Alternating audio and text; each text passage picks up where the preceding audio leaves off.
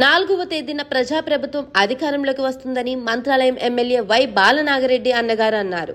శనివారం మండల పరిధిలోని రాంపురం గ్రామంలో నిర్వహించిన మీడియా సమావేశంలో ఆయన మాట్లాడుతూ టీడీపీ వారు ఎన్నికల ముందు పథకాలకు సంబంధించిన డబ్బులు చెల్లించకుండా ఎన్నికల సంఘంకు ఫిర్యాదు చేసి చెల్లింపులు నిలిపివేశారు.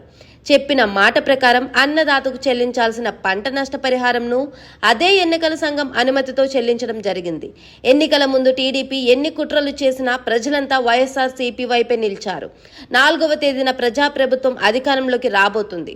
అధికారంలోకి వచ్చిన వెంటనే సంక్షేమ పథకాల అమలుతో పాటు నియోజకవర్గ అభివృద్ధిపై దృష్టి సారిస్తామని ధీమా వ్యక్తం చేశారు.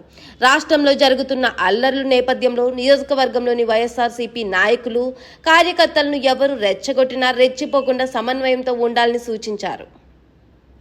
నియోజకవర్గంలోని మంత్రాలయం మండలంలో 11,755 మంది రైతులకు 1,444 కోట్లు, పెద్ద కడపూరు మండలంలో 15,674 రైతులకు 1,634 కోట్లు, కోసిగి 12,230 రైతులకు 1,584 కోట్లు, కైతాలం మండలంలో 17,882 మంది రైతులు 2,245 కోట్లు, నియోజకవర్గంలోని 57,541 మంది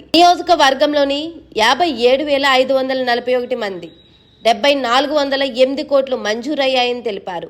అంతకుముందు తుంగభద్ర గ్రామంలో వెలిసిన శ్రీ కన్యకా పరమేశ్వరి జయంతి సందర్భంగా అమ్మవారికి ప్రత్యేక పూజలు నిర్వహించి మొక్కులు తీర్చుకున్నారు. ఈ కార్యక్రమంలో వైఎస్ఆర్సీపీ జిల్లా ప్రధాన కార్యదర్శి పురుషోత్తం రెడ్డి, రైతులు తదితరులు ఉన్నారు.